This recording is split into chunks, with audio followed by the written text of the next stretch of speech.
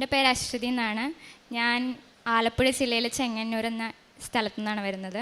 ഞാൻ ആദ്യമായിട്ട് കൃപാസനത്തിൽ വരുന്നത് 2020 ഡിസംബർ 28-നാണ്. ആദ്യം തന്നെ പറയട്ടെ, ഞാനൊരു അക്രൈസ്തവയാണ്. ആദ്യമായിട്ട് ഞാൻ കൃപാസനത്തിൽ വരുന്നത് ഞാൻ BSc നഴ്സിംഗ് പഠിക്കുകയാണ്. BSc നഴ്സിംഗ് മംഗലാപുരത്ത് പഠിക്കുമ്പോൾ എൻ്റെ ഒരു സുഹൃത്ത് വഴി പറഞ്ഞാണ് ഞാൻ ആദ്യമായിട്ട് കൃപാസനത്തെ പറ്റി കേൾക്കുന്നത്. അങ്ങനെ കേട്ടപ്പോൾ തന്നെ എനിക്ക് ഉടമ്പടി എന്താണെന്നൊന്നും അറിയത്തില്ല. എങ്ങനെയെങ്കിലും കൃപാസനത്തിൽ വരണം, എൻ്റെ എയിം അത് മാത്രമായിരുന്നു. എനിക്ക് എക്സാമിൻ്റെ ടെൻഷൻ ഉണ്ടായിരുന്നു. ഞാൻ ആദ്യമായിട്ട് ഒരു യൂണിവേഴ്സിറ്റി എക്സാം അപ്പിയർ ചെയ്യാൻ പോവാണ്, അതിൻ്റെ ടെൻഷനുണ്ട്. എങ്കിൽ പോലും എനിക്ക് അതിൻ്റെയൊക്കെ അപ്പുറത്ത് എനിക്ക് മാതാവിന് ഈ കൃപാസനത്തിൽ വരണം, എനിക്ക് എങ്ങനെയെങ്കിലും. ഞാൻ അതിന് വേണ്ടിയിട്ട് എനിക്ക് ലീവ് കിട്ടിയ സമയത്ത് നാട്ടിൽ വന്ന് കൃപാസനത്തിൽ ഫ്രണ്ട്സൊക്കെ ആയിട്ട് വന്ന് കണ്ടു. ഇവിടെ വന്ന് ഞാൻ ഭയങ്കര വലിയൊരു പള്ളിയാണ് പ്രതീക്ഷിച്ചത്. ഇവിടെ വന്ന് കണ്ടു. എനിക്കൊന്നും അറിയത്തില്ല, കാരണം ഞാൻ ക്രിസ്ത്യൻ രീതിയിലുള്ള ഒരു രീതിയിലും ഞാൻ പ്രാർത്ഥിച്ചിട്ടില്ല, എനിക്കറിയത്തില്ല. അങ്ങനെ ഇവിടെ വന്ന് പ്രാർത്ഥിച്ചു, പോയി. പത്രം വാങ്ങിയിട്ടുണ്ടായിരുന്നു ഞാൻ പോയപ്പോൾ. അങ്ങനെ വീട്ടിൽ ചെന്ന് ഞാൻ ഈ പത്രം മൊത്തം വായിച്ചു, സാക്ഷ്യങ്ങളെല്ലാം വായിച്ചു. ഇതിനു മുമ്പ് ഞാൻ കൃപാസനത്തെ പറ്റി കേട്ടിട്ടില്ല. അപ്പം നന്നായിട്ട് ഞാൻ സാക്ഷ്യങ്ങൾ മൊത്തം വായിച്ചു. അപ്പം ആ പത്രത്തിന് താഴെ ഒരു യൂട്യൂബിൻ്റെ ഒരു ഇത് കൊടുത്തിട്ടുണ്ട് നമ്മുടെ പത്രത്തിന് താഴെ. അപ്പം ഞാൻ യൂട്യൂബിൻ്റെ ഇതുണ്ട്. അപ്പം ഞാൻ യൂട്യൂബിൽ കയറിയിട്ട് കൃപാസനം ഒന്ന് അടിച്ച് നോക്കി. അപ്പോൾ കൃപാസനത്തെ പറ്റിയുള്ള എല്ലാ ഡീറ്റെയിൽസും ഉണ്ടായിരുന്നു. ഉടമ്പടി എന്താണ്, നമ്മുടെ എല്ലാം കാശ് രൂപം, വെഞ്ചരിച്ച വസ്തുക്കളുടെ പറ്റിയും എല്ലാ കാര്യങ്ങളും, ജോസഫ് അച്ഛനെ പറ്റിയും അങ്ങനെ എല്ലാ കാര്യങ്ങളും ഉണ്ട്. ഞാൻ എല്ലാം ഇരുന്ന് കണ്ടു. എല്ലാം ഇരുന്ന് കണ്ടപ്പോഴും എനിക്ക് മാതാവിനോട് ഭയങ്കര സ്നേഹമാണ്. ഭയങ്കര സ്നേഹത്തോടെ എനിക്ക് എങ്ങനെയെങ്കിലും ഭയങ്കരമായിട്ട് പ്രാർത്ഥന എൻ്റെ ഭയങ്കരമായിട്ട് വന്നു. ഒരു അക്രൈസ്തവ ആയതുകൊണ്ട് തന്നെ ഞാൻ വീട്ടിലിരുന്ന് അങ്ങനെ ജപമൊന്നും ചൊല്ലുന്ന ആളല്ല. ഞാൻ നന്നായിട്ട് പ്രാർത്ഥിക്കാൻ അന്നേരം തന്നെ തുടങ്ങി. ഉടമ്പടി ഞാൻ ഓൺലൈനായിട്ട് എടുത്തു. മാതാവിൻ്റെ അടുത്ത് നന്നായിട്ട് ഞാൻ പ്രാർത്ഥിച്ചു. അപ്പോൾ തന്നെ അച്ഛൻ്റെ ടോക്കിൽ എപ്പോഴും പറയാറുണ്ട്, not by merit but by grace. അതെനിക്ക് ഭയങ്കരമായിട്ട് സ്ട്രൈക്ക് ചെയ്തിട്ടുണ്ട്. ഞാൻ മാതാവിനോട് അതുകൊണ്ട് തന്നെ എൻ്റെ ഫസ്റ്റ് ഇയറിലെ എക്സാം ആയപ്പോൾ പറഞ്ഞിട്ടുണ്ടായിരുന്നു, മാതാവേ എൻ്റെ മെറിറ്റിലല്ല. ഞാൻ ഈ കൃപാസനത്തിൽ വന്ന് ആ ഒരു വചനം കേട്ടപ്പോൾ തന്നെ ഞാൻ എൻ്റെ മെറിറ്റ് ഉപേക്ഷിച്ച ആളാണ്. എനിക്ക് എൻ്റെ മെറിറ്റിൽ ഒന്നും വേണ്ടാന്ന് തന്നെ ഞാൻ മാതാവിൻ്റെ അടുത്ത് പറഞ്ഞിട്ടുണ്ട്. അപ്പോൾ ഞാൻ മാതാവിൻ്റെ ഗ്രേസിന് വേണ്ടി ഭയങ്കരമായിട്ട് പ്രാർത്ഥിക്കുമായിരുന്നു. എൻ്റെ കൂട്ടത്തിൽ എൻ്റെ റൂമിലുണ്ടായിരുന്ന എല്ലാം ക്രിസ്ത്യൻ ഫ്രണ്ട്സാണ്, ഒരാൾ പോലും ഹിന്ദു ഇല്ല, ഞാൻ മാത്രമേ ഉള്ളൂ. പക്ഷെ ഞാൻ അവരൊക്കെ പ്രാർത്ഥിക്കുന്നതിനേക്കാളും ഞാൻ അതിൻ്റെ 100 ടൈംസ് ഞാൻ പ്രാർത്ഥിക്കും. എൻ്റെ ക്രിസ്ത്യൻ ഫ്രണ്ട്സും എൻ്റെ ക്ലാസ്സിലുള്ള എല്ലാവരും ചർച്ചാ വിഷയമായി തുടങ്ങി എൻ്റെ പ്രാർത്ഥന.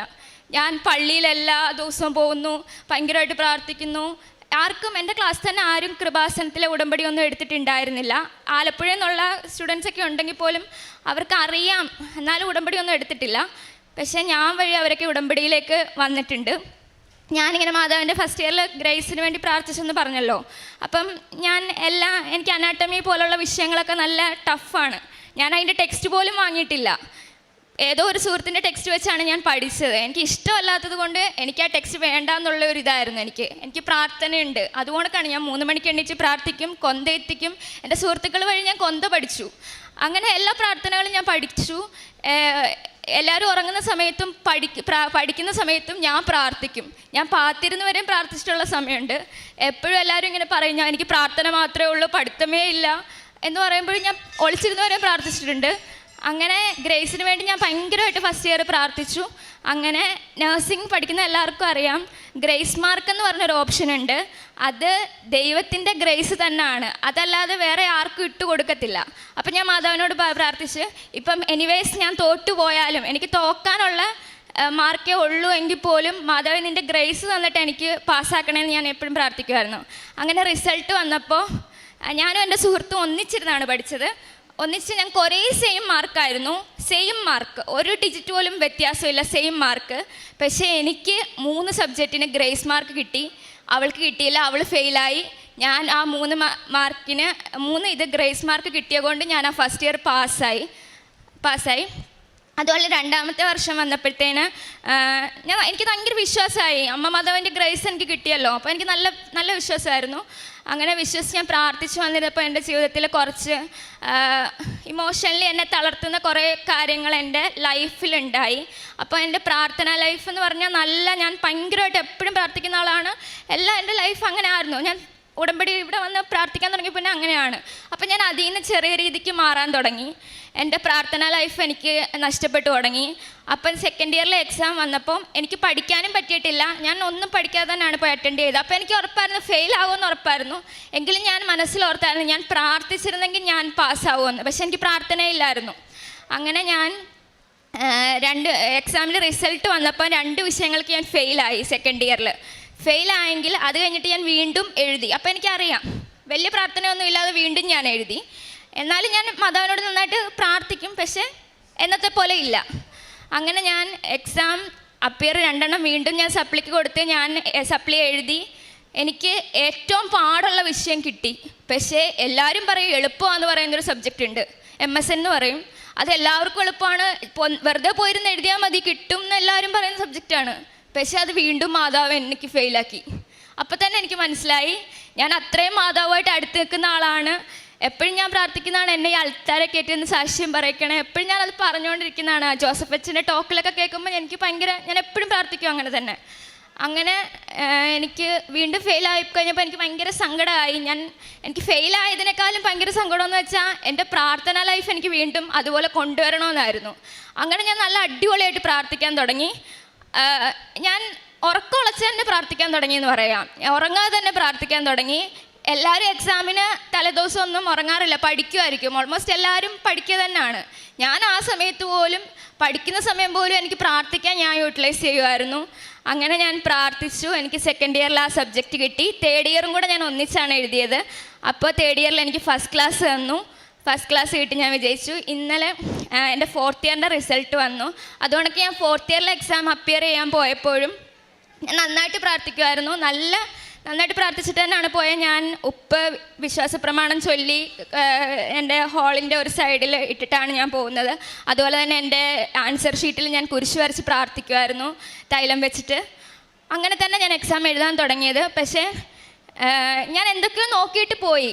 ഞാൻ നോക്കിയതൊക്കെ എവിടേക്കോ വന്നു എന്ന് ക്വസ്റ്റ്യൻ പേപ്പർ കണ്ടപ്പോൾ എനിക്ക് തോന്നി. പക്ഷേ ആൻസർ എഴുതാൻ തുടങ്ങിയപ്പം എനിക്ക് അങ്ങോട്ട് ഒന്നും കിട്ടുന്നില്ല, എഴുതാൻ എനിക്കൊന്നും പറ്റുന്നില്ല. അപ്പം ഞാൻ മാതാവിൻ്റെ അടുത്ത് ഞാൻ പ്രാർത്ഥിച്ചു. എന്തൊക്കെയോ ഞാൻ കുറേ ക്വസ്റ്റ്യൻസ് അറ്റൻഡ് ചെയ്തു. പക്ഷെ ഞാൻ വിചാരിച്ചിരുന്നത് ഞാൻ 10 മാർക്കിൻ്റെയും എല്ലാം ക്വസ്റ്റ്യൻസ് ഞാൻ കുറേയൊക്കെ അറ്റൻഡ് ചെയ്തെന്നാണ്. പക്ഷേ ഞാനതൊന്നും അറ്റൻഡ് ചെയ്തിട്ടില്ലായിരുന്നു. ഞാൻ വീണ്ടും ഒന്ന് റീചെക്ക് ചെയ്തപ്പോൾ ഞാൻ അറ്റൻഡ് ചെയ്തിട്ടില്ല. അപ്പോൾ എനിക്ക് ആകെ ലെഫ്റ്റ് ചെയ്യുന്ന ടൈം എന്ന് പറഞ്ഞാൽ അരമണിക്കൂറാണ്. ആ അരമണിക്കൂർ കൊണ്ട് എനിക്ക് ഈ 5 മാർക്കിൻ്റെ 3 ക്വസ്റ്റ്യനും ഈ 10 മാർക്കിൻ്റെ 2 ക്വസ്റ്റ്യനും എഴുതി തീർക്കാൻ എനിക്ക് പറ്റത്തില്ലെന്ന് ഉറപ്പായിരുന്നു. അപ്പം ഞാൻ ആ ഹാളിൽ ഇരുന്നു കൊണ്ട് തന്നെ മാതാവിൻ്റെ കാശുരൂപം മുറുക്കെ പിടിച്ചാണ് എക്സാം എഴുതുന്നത്. എന്നിട്ട് ഞാൻ പ്രാർത്ഥിച്ചു മാതാവിൻ്റെ അടുത്ത്, മാതാവേ എനിക്ക് അരമണിക്കൂറേ ഉള്ളൂ, എൻ്റെ സമയത്തിൻ്റെ മേലെ അധികാരമുള്ള മാതാവാണ് നീ, എനിക്ക് ഈ അരമണിക്കൂർ കൊണ്ട് എന്നെ ഇത് എഴുതിപ്പിക്കണമെന്ന്. അപ്പം തൊട്ട് എനിക്ക് അറിയത്തില്ല എവിടുന്ന് ആൻസർ വരുന്നതെന്ന്. അതുപോലൊക്കെ എനിക്ക് ആൻസർ ഭയങ്കരമായിട്ട് വന്ന് എനിക്ക് പേന താത്ത് വെക്കാൻ പറ്റുന്നില്ലായിരുന്നു. ആ അരമണിക്കൂർ ഞാൻ ഇത്രയും ക്വസ്റ്റ്യൻ അറ്റൻഡ് ചെയ്തു. ശേഷം എനിക്ക് വിശ്വാസപ്രമാണം ചൊല്ലിയിട്ട് പത്രം കൊടുക്കാനുള്ള സമയമുണ്ടായിരുന്നു. ഞാൻ അങ്ങനെയായിരുന്നു എഴുതിയത്. അത്രയും നന്നായിട്ട് ദൈവത്തിൻ്റെ അനുഗ്രഹം ഉണ്ടായിരുന്നു. അപ്പം തന്നെ അന്ന് എനിക്ക് ഹോൾ ടിക്കറ്റ് കിട്ടുന്ന ദിവസം എന്ന് പറഞ്ഞാൽ ഒരു ഡിസംബർ 7-ാം തീയതിയാണ്. അന്ന് മാതാവിൻ്റെ ദിവസമാണല്ലോ. അപ്പം എനിക്ക് ഭയങ്കര സന്തോഷമാണ്. എൻ്റെ അപ്പുറത്തിരിക്കുന്നവർ, എൻ്റെ ക്ലാസ്സിൽ എല്ലാവർക്കും അറിയാം ഞാൻ കൃപാസനത്തിൻ്റെ ബ്രാൻഡ് അംബാസിഡർ എന്നാണ് എല്ലാവരും എന്നെ വിളിക്കുന്നത്. അങ്ങനെ ഞാൻ 7-ാം തീയതി കിട്ടിയപ്പോൾ തന്നെ എൻ്റെ അപ്പുറത്തിരുന്നവരടുത്തൊക്കെ ഞാൻ പറഞ്ഞു, ഡിസംബർ 7-ആണ് ഇന്ന്, നമ്മളെല്ലാവരും മാതാവ് പാസ്സാക്കും, മാതാവിൻ്റെ ദിവസമാണ് നമുക്ക് ഹോൾ ടിക്കറ്റ് കൈ കിട്ടിയേക്കുന്നതെന്ന് ഞാൻ പറഞ്ഞിട്ടുണ്ടായിരുന്നു. എക്സാമിൻ്റെ റിസൾട്ട് ഇന്നലെ വന്നിട്ടുണ്ടായിരുന്നു. അതിന് മുമ്പ് തന്നെ ഞാൻ മാതാവിൻ്റെ അടുത്ത് പറഞ്ഞിട്ടുണ്ടായിരുന്നു. ഞങ്ങൾക്ക് എക്സാം കഴിഞ്ഞിട്ടുണ്ടായിരുന്നു ഡിസംബറിൽ എക്സാം കഴിഞ്ഞെങ്കിൽ പോലും ഞങ്ങൾക്ക് ഇപ്പോൾ ജനുവരി ഫെബ്രുവരി ആയി, ഒത്തിരി ലേറ്റായിട്ടാണ് ഞങ്ങളുടെ പ്രാക്ടിക്കൽ എക്സാം നടന്നത്. കുറേ ലേറ്റായിട്ട് തന്നെയാണ്. അപ്പോൾ റിസൾട്ട് വരാനും ഇപ്പോൾ ലേറ്റ് ആയിക്കൊണ്ടിരിക്കുമായിരുന്നു. അപ്പം ഞങ്ങളുടെ യൂണിവേഴ്സിറ്റി പറഞ്ഞു 7-ന് ശേഷമേ വരത്തുള്ളൂ. എൻ്റെ കൂടെയുള്ള പഠിക്കുന്ന കുറേ ഫ്രണ്ട്സ് പറഞ്ഞു 7-ന് ശേഷമേ വരത്തുള്ളൂ. പക്ഷെ ഞാൻ അവരോടൊക്കെ പറഞ്ഞു, ഞാൻ മാതാവിനോട് പറഞ്ഞിട്ടുണ്ടായിരുന്നു, മാതാവേ 6-ാം തീയതി എനിക്ക് റിസൾട്ട് തരണേ, 6-ാം തീയതി തന്നിട്ട് 7-ാം തീയതി ഞാൻ ഈ അൾത്താരെ എന്നെ കയറ്റി നിർത്തണേ. എനിക്ക് 4-ാമത്തെ വർഷത്തിലെ റിസൾട്ട് വരുന്നതിനേക്കാളും ഞാൻ പാസ്സാവുന്നതിനേക്കാളും എനിക്ക് ഭയങ്കര ഇതെന്ന് വെച്ചിട്ടുണ്ടെങ്കിൽ എനിക്ക് ഈ അൾത്താരെ കയറുന്നതായിരുന്നു. ഇന്നലെ റിസൾട്ട് വന്ന റിസൾട്ടാണ്. ഞാൻ നോക്കിയില്ല, ആരോടും പറഞ്ഞില്ല. ഞാൻ പറഞ്ഞിട്ടുണ്ടായിരുന്നു ഞാൻ മാതാവിനോടേ പറയത്തുള്ളൂ. ഞാൻ ഇവിടെ വന്ന് രാവിലെ 11:15 ഇവിടെ എത്തി ഞാൻ അവിടെ മാതാവിൻ്റെ സമയഘടികാരം നെഞ്ചു ചാർത്തി, അതെൻ്റെ ഫേവറേറ്റാണ്. ആ മാതാവ് എനിക്ക് ഭയങ്കര ഫേവറേറ്റാണ്. എന്ത് വിഷമം വന്നാലും ഞാൻ അവിടെ വന്നതെന്നാണ് പറയുന്നത്. അപ്പം ഞാൻ അവിടെ ചെന്ന് മാതാവിനോട് പ്രാർത്ഥിച്ച് ഇവിടുത്തെ വിളക്കിൽ നിന്ന് തൈലം എടുത്ത് കുരിശ് എൻ്റെ ഫോണിൽ വരച്ച ശേഷമാണ് ഞാൻ റിസൾട്ട് നോക്കിയത്. റിസൾട്ട് നോക്കി എനിക്കിപ്പോൾ ഫസ്റ്റ് ക്ലാസ് ഉണ്ടെന്ന് അറിഞ്ഞ് ഞാൻ മാതാവിനോടാണ് പറയുന്നത്. ഞാൻ മാതാവിന് കൊടുത്ത വാക്ക് പാലിക്കുന്ന പോലെ തന്നെ എനിക്ക് മാതാവ് ഫസ്റ്റ് ക്ലാസ് തന്ന് അനുഗ്രഹിച്ചു. ഒരുപാട് നന്ദിയുണ്ട് മാതാവിനും തിരുക്കുമാരനും. അതുപോലെ ഞാൻ പ്രേക്ഷിത പ്രവർത്തനവും കാരുണ്യ പ്രവൃത്തിയും ചെയ്യുന്നതെന്ന് പറഞ്ഞിട്ടുണ്ടെങ്കിൽ, പത്രം ഞാൻ ഇപ്പോൾ പഠിച്ചുകൊണ്ടിരിക്കുന്ന സമയത്ത് എനിക്ക് ഹോസ്റ്റലിൽ നിന്ന് പുറത്തൊന്നും പോകാൻ പറ്റാഞ്ഞപ്പോൾ എനിക്ക് ആഗ്രഹമായിരുന്നു എൻ്റെ എഫേർട്ട് എന്തെങ്കിലും വേണം, ഞാൻ മാതാവിന് വേണ്ടി പറയണം, ഈശോയെ പറ്റി പറയണം എന്ന് വെച്ചാൽ ഞാൻ ക്രിസ്ത്യൻ അല്ലാത്തതുകൊണ്ട് എനിക്ക് അത്രയൊന്നും പറയാനൊന്നും അറിയത്തില്ല. അതുകൊണ്ട് എനിക്ക് പുറത്ത് പോകാനും പറ്റത്തില്ലായിരുന്നു ആ സമയത്ത്. അപ്പം ഞാൻ ഒരു 100 പത്രത്തിനടുത്ത് വാങ്ങിയിട്ട് പോയി. പിന്നെ ആരെങ്കിലുമൊക്കെ ഉപേക്ഷിക്കുന്ന പത്രം കാണുമ്പോൾ എനിക്ക് ഭയങ്കര സങ്കടമാണ്, എനിക്ക് കരച്ചിൽ വരും ആരെങ്കിലും ഉപേക്ഷിച്ചിട്ട് കഴിഞ്ഞാൽ. അപ്പം ഞാൻ ആ പത്രവും എടുത്ത് വെക്കും എൻ്റെ കയ്യിൽ. എന്നിട്ട് ഞാൻ ഇത്രയും കൂട്ടി വെച്ചൊരു 100 പത്രത്തിൻ്റെ അടുത്തുണ്ടായിരുന്നു. അത്രയും പത്രത്തിനനുസരിച്ച് ഞാൻ 100 വട്ടം ഞാൻ വിശ്വാസപ്രമാണം എഴുതി. ഞാൻ പഠിക്കേണ്ട സമയത്തെല്ലാം ഇരുന്ന് വിശ്വാസപ്രമാണം എഴുതി ഓരോരുത്തർക്കും കൊടുക്കുമ്പോൾ ഞാൻ ആ വിശ്വാസപ്രമാണം ഓരോ പത്രത്തിൻ്റെ കൂടെ കൊടുക്കുമായിരുന്നു. ഞാൻ പ്രേക്ഷിത പ്രവർത്തനം എൻ്റെ കോളേജിൽ അങ്ങനെ ആയിരുന്നു കൊടുത്തുകൊണ്ടിരുന്നത്, എൻ്റെ കൂടെ പഠിക്കുന്നവർക്കും എൻ്റെ ജൂനിയേഴ്സിനും എല്ലാവർക്കും. പിന്നെ പത്രം ഞാൻ കൊടുക്കുന്നതെന്ന് വെച്ചാൽ ഹോസ്പിറ്റലുകളിൽ കൊടുക്കാറുണ്ട്. എൻ്റെ അച്ഛൻ്റെ രോഗസൗഖ്യം നടന്ന ആ ഹോസ്പിറ്റലിൽ കൊടുക്കാറുണ്ടായിരുന്നു. പിന്നെ ഞാൻ പത്രം കൊടുക്കുന്ന ബസ് സ്റ്റാൻഡിൽ കൊടുക്കുമായിരുന്നു. അങ്ങനെ ഞാൻ പത്രം കൊടുക്കുന്നതിനേക്കാളും ഒരാൾക്കടുത്ത് ഞാൻ കൊടുത്തിട്ടുള്ളെങ്കിൽ പോലും ഞാൻ അവരുടെ അടുത്തിരുന്ന് എൻ്റെ അനുഭവം ഫുള്ള് ഇപ്പം ഞാൻ പാസ്സായത് മാത്രമല്ല, ഇവിടെ എനിക്ക് പറയാൻ പറ്റാത്ത എൻ്റെ കൂടെ ആരും വരാത്തതുകൊണ്ട് എനിക്ക് പറയാൻ പറ്റാത്ത കുറച്ച് കാര്യങ്ങളുണ്ട്. എൻ്റെ എല്ലാ ഫാമിലിയും നടന്നിട്ടുള്ളതും എൻ്റെ സുഹൃത്തുക്കളുടെ ഇടയിൽക്കും ഞാൻ എല്ലാവർക്കും വേണ്ടി പ്രാർത്ഥിക്കാറുണ്ട്. അങ്ങനെ നടന്നിട്ടുള്ള എല്ലാ കാര്യങ്ങളും ഞാൻ എല്ലാം എക്സ്പ്ലെയിൻ ചെയ്ത ശേഷമാണ് ഞാൻ ആ പത്രം കൊടുക്കുന്നത്. ഇവിടെ വരണമെന്ന് ഞാൻ എല്ലാവരോടും പറയും. മാതാവിൻ്റെ അടുത്ത് ഒരു വട്ടം വരണമെന്ന് ഞാൻ എന്തായാലും പറയും. ഒരു വട്ടം വന്ന് ഉറപ്പായിട്ട് അവർ പിന്നീട് എപ്പോഴും വരും. അങ്ങനെ ഞാൻ അത്രയും പറഞ്ഞിട്ടാണ് ഞാൻ മാതാവിൻ്റെ പത്രങ്ങൾ കൊടുക്കുന്നത്. ഞാൻ കാരുണ്യപ്രവൃത്തി ചെയ്യുന്നതെന്ന് വെച്ചിട്ടുണ്ടെങ്കിൽ, ഞാൻ സ്റ്റുഡൻ്റായിട്ടിരിക്കുന്ന സമയത്ത് ആരെങ്കിലുമൊക്കെ കണ്ടു കഴിഞ്ഞിട്ടുണ്ടെങ്കിൽ ഫുഡൊന്നും ഇല്ലാത്തവർക്ക് ഞാൻ എവിടെയെങ്കിലും റെസ്റ്റോറൻറ്റിൽ നിന്നൊക്കെ ഫുഡ് വാങ്ങിച്ച് വെള്ളം വാങ്ങിച്ച് ഞാൻ കൊണ്ടവരിയ്ക്കുന്ന സ്ഥലത്ത് കൊടുക്കാറുണ്ട്. അതുപോലെ തന്നെ എൻ്റെ അടുത്തേക്ക് ആരെങ്കിലും എന്തോ കൈ നീട്ടി വന്നു കഴിഞ്ഞാൽ എൻ്റെ അടുത്ത് ഇപ്പോൾ 50 രൂപ ഉള്ളെങ്കിൽ ഞാൻ 50 കൊടുക്കും. ഇനി മുന്നോട്ടുള്ള എൻ്റെ യാത്രയൊന്നും ഞാൻ ആലോചിക്കാറില്ല. എനിക്കുറപ്പാണ് മാതാവ് എന്തെങ്കിലും വഴി തരും. എങ്ങനെയെങ്കിലും ഞാനങ്ങ് പൊക്കോളൂ എന്ന് ഞാൻ ഓർക്കും. എൻ്റെ കയ്യിൽ 50 രൂപ ഉള്ളെങ്കിൽ ഞാനത് കൊടുക്കും. പിന്നെ എൻ്റെ ചേച്ചി ഇവിടെ വന്ന് ഉടമ്പടി എടുത്തിട്ടുണ്ട്. ഞാനും ചേച്ചിയും കൂടെ ചേർന്ന് ഫുഡ് ഞാൻ തന്നെ, ഞങ്ങൾ 2 വീട്ടിലാണ് താമസിക്കുന്നത്. അപ്പം എൻ്റെ വീട്ടിൽ നിന്ന് ഞാൻ തന്നെ, എനിക്ക് ഭയങ്കര എൻ്റെ ഒരു എഫേർട്ട് എന്തെങ്കിലും വേണമല്ലോ. അപ്പം ഞാൻ തന്നെ ഫുഡ് പ്രിപ്പയർ ചെയ്യും.